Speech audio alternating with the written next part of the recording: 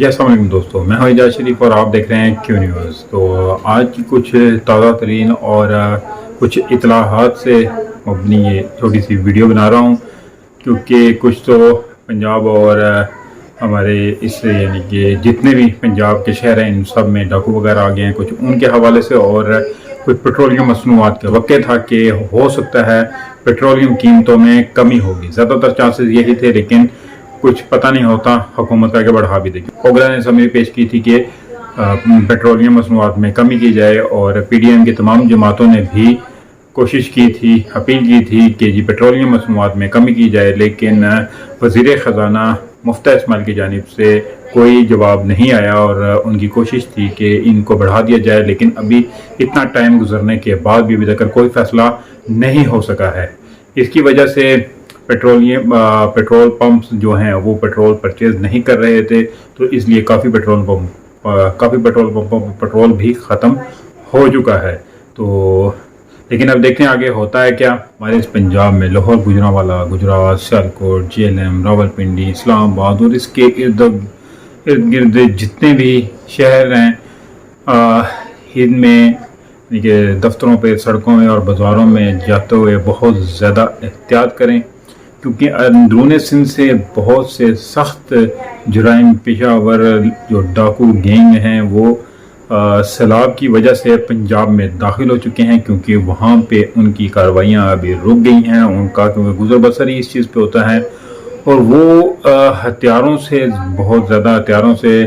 لیس ہیں، ان کے پاس ہتھیار بہت زیادہ ہیں اور خطرناک ہیں، اور ان کے ساتھ خواتین اور بچے بھی ہیں، کیونکہ ایک فیملی کی صورت میں وہ آتے ہیں تو کسی کو کچھ پتہ نہیں لگتا کہ ہمارے ساتھ کیا ہونے والا ہے۔ ان میں سے جو زیادہ جو ڈاکو ہیں وہ اغوا کار ہیں، قاتل ہیں،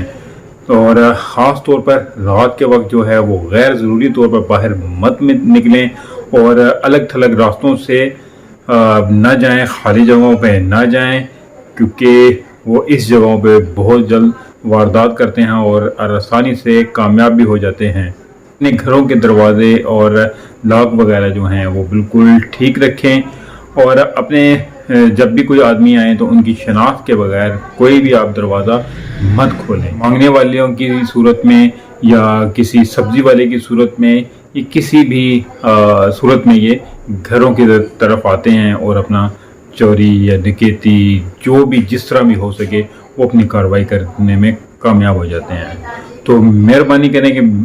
اضافی جو ہے نقدی اور مہنگے سیل فونز اور اس طرح کے زیورات جو ہیں وہ اپنے سیو رکھیں، اور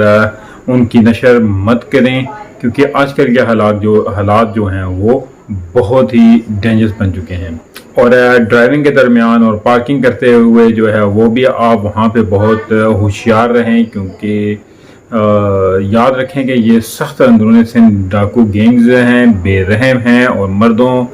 اور بچوں کے ساتھ آتے ہیں تو بندے کو کچھ خبر نہیں ہونے دیتے ہیں۔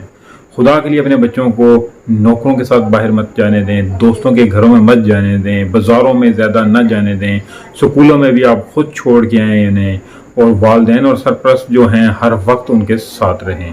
آپ کو اپنا اور اپنے پیاروں کا خود ہی خیال رکھنا ضروری ہے، لہذا براہ کرم مہربانی سے محتاط رہیں اور چوکس رہیں۔